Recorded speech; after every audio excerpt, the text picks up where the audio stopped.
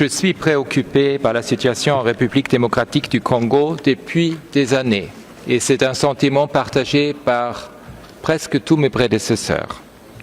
Aujourd'hui, la situation est encore plus grave et alarmante. Toutes les parties au conflit dans les provinces du Nord Kivu et du Sud Kivu ont commis des violations ou atteintes aux droits humains, ainsi que des violations des droits internationaux humanitaires. Ce sont les conclusions préliminaires de la mission d'établissement de fait que le Conseil a confiée à mon bureau il y a 4 mois et qui s'est concentrée sur la période depuis janvier 2025. Et je présenterai mon rapport à ce Conseil ainsi qu'à l'Assemblée générale en septembre. Pour l'instant, les enquêtes et analyses menées par la mission démontrent une apparente absence totale de considération pour la protection des civils pendant et après les opérations militaires. Le M23, soutenu par le Rwanda, a utilisé des armes lourdes lors de son offensive sur Goma en janvier, frappant des quartiers densément peuplés et des camps de personnes déplacées.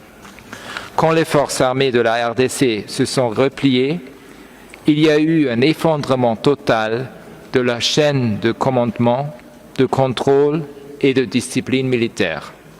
Des soldats congolais et des membres des milices Wazalendo, soutenus par la RDC, ont tué, violé et pillé. Mon bureau est en train d'enquêter sur d'autres violations présumées du droit international humanitaire et beaucoup d'entre elles pourraient constituer des crimes de guerre. Après avoir pris le contrôle de villes et villages, le M23 a arrêté arbitrairement des policiers et de nombreux civils, y compris des enfants. Des combattants du M23 ont aussi capturé des soldats des FARDC et forcé certains d'entre eux à rejoindre leur rang. Des témoins ont raconté à mon équipe que les personnes capturées étaient et restent encore détenues dans des conditions inhumaines, dans des camps militaires comme celui de Rumangabo ou dans des lieux de détention informels. Beaucoup d'entre elles ont été recrutées de force par le M23. Le M23 a procédé à des exécutions sommaires et extrajudiciaires en violation manifeste des droits humains et du droit international humanitaire et qui pourraient être qualifiés de crimes de guerre. La mission d'établissement des faits enquête aussi sur des exécutions sommaires présumées commises par les membres de FARDC et les milices Wazalendo. Le M23 a utilisé la torture et d'autres formes de mauvais traitements pour imposer de l'ordre, forcer les personnes à travailler, réprimer toute opposition et extraire des informations. La mission a aussi reçu des informations indiquant que des milices Wazalendo auraient arrêté arbitrairement et enlevé des personnes pour extorquer de l'argent et qu'elles auraient imposé des punitions sommaires dans les zones qu'elles contrôlent. La mission enquête également sur des allégations d'arrestation arbitraire et de disparition forcée par les services de renseignement militaire des FARDC de personnes soupçonnées de soutenir le M23. Distingués délégués, la mission a reçu des informations sur l'usage choquant de la violence sexuelle par toutes les parties au conflit dans le Nord Kivu et le Sud Kivu. Ces violences auraient été utilisées comme une forme de représailles contre certaines communautés, contre les proches des opposants présumés et contre des membres d'autres groupes ethniques. Près de 40% des survivants des violences sexuelles et basées sur le genre sont des enfants. D'après l'UNICEF, au plus fort du conflit, un enfant a été violé toutes les 30 minutes.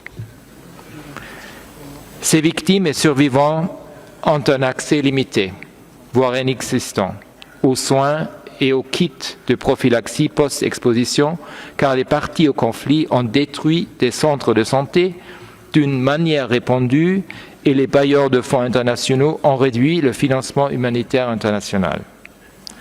Mon bureau enquête aussi sur des allégations de recrutement d'enfants, notamment d'adolescents, par le M23 et plusieurs milices Wazalendo en vue de les utiliser dans le conflit armé.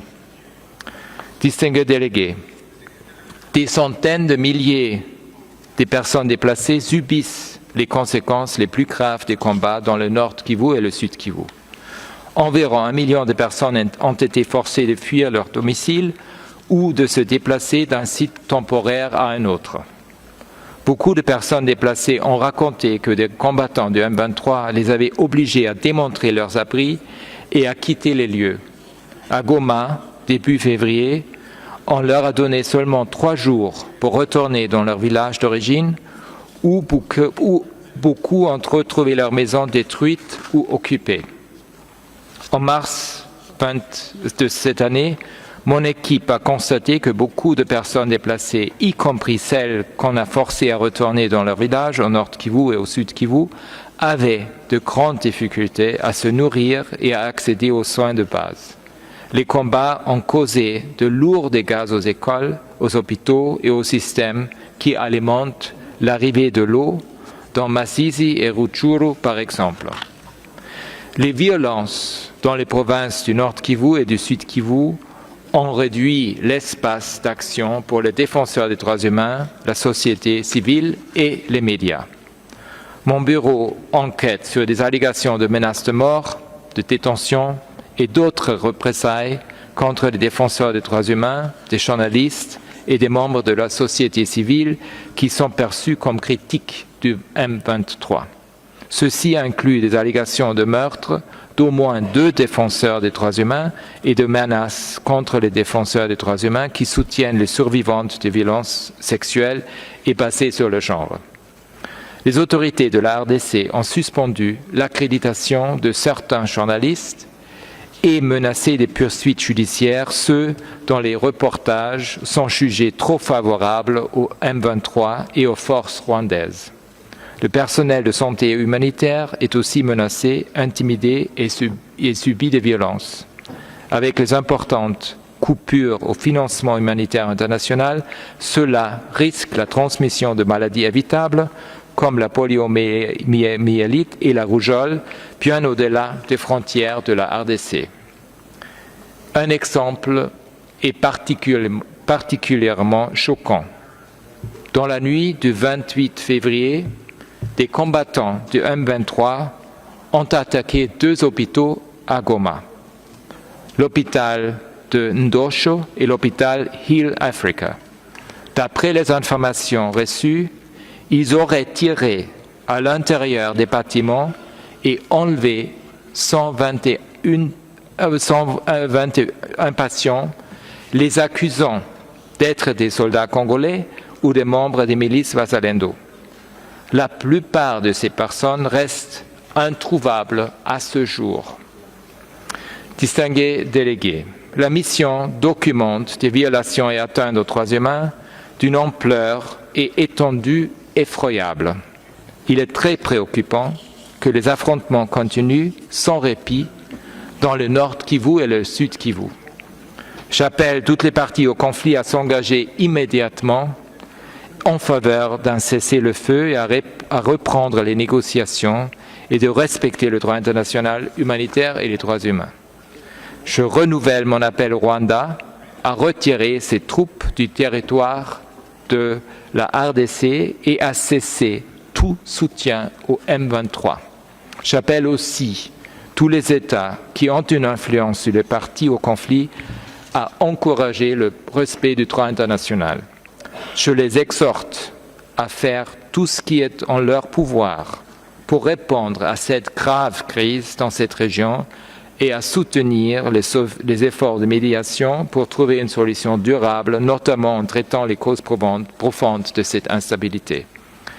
La mission d'établissement des faits a recueilli et analysé une grande quantité de preuves auprès des victimes et de témoins en RDC, au Rwanda, au Burundi, dans d'autres pays, ainsi qu'auprès de partenaires des Nations Unies et de la société civile.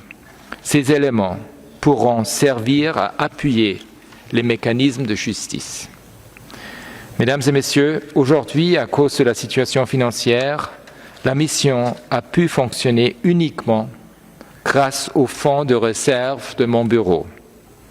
En l'état actuel, il est peu probable que la commission d'enquête mandatée par le Conseil bénéficie d'un financement issu du budget ordinaire cette année. Nous ferons tout notre possible pour accéder au fonds du budget ordinaire en 2026 afin de garantir la mise